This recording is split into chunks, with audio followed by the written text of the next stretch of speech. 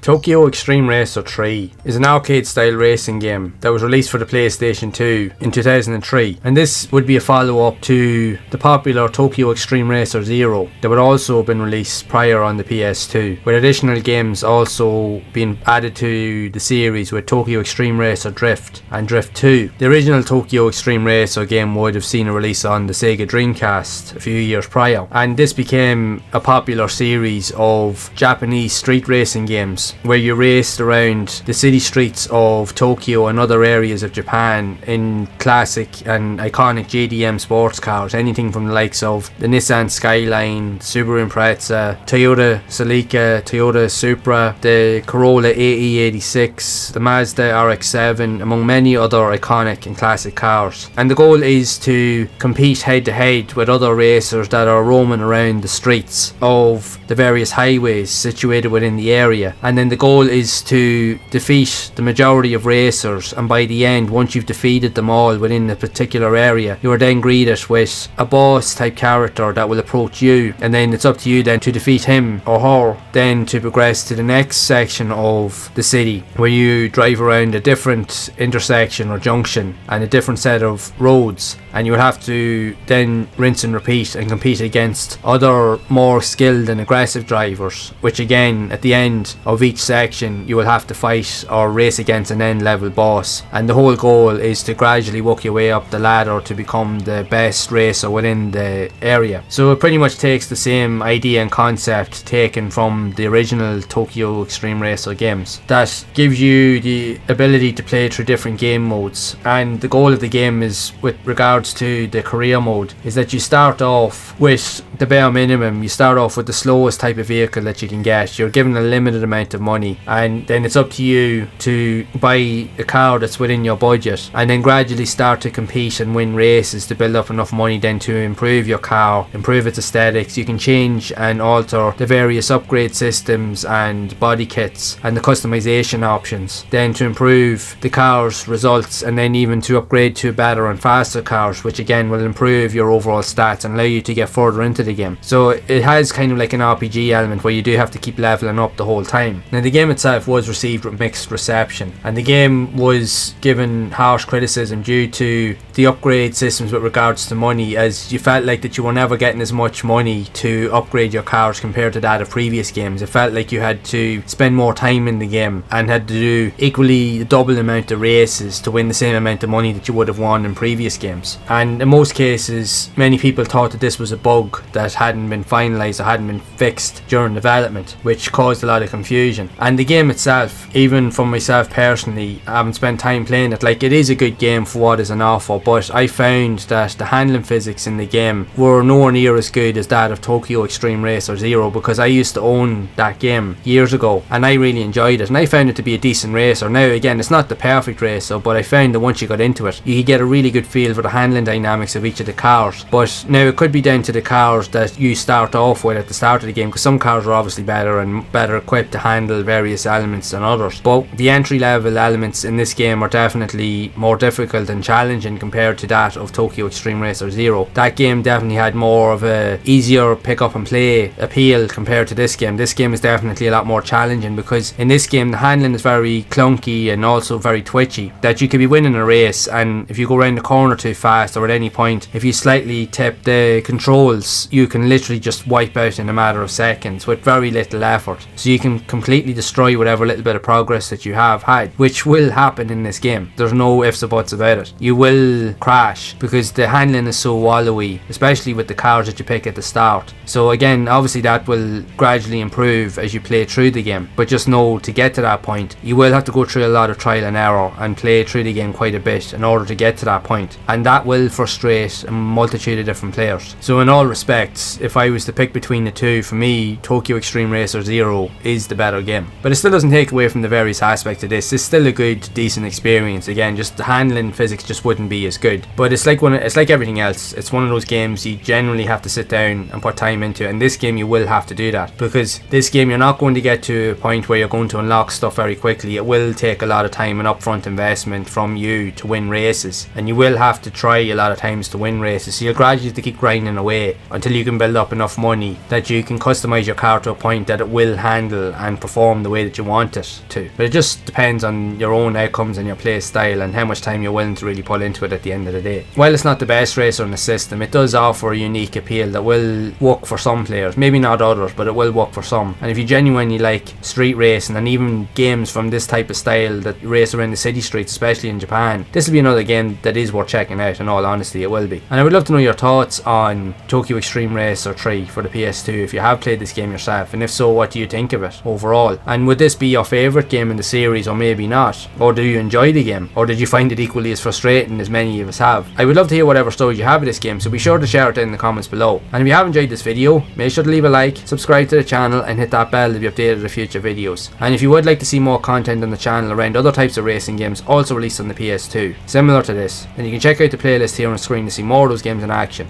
And I will see you all in the next one.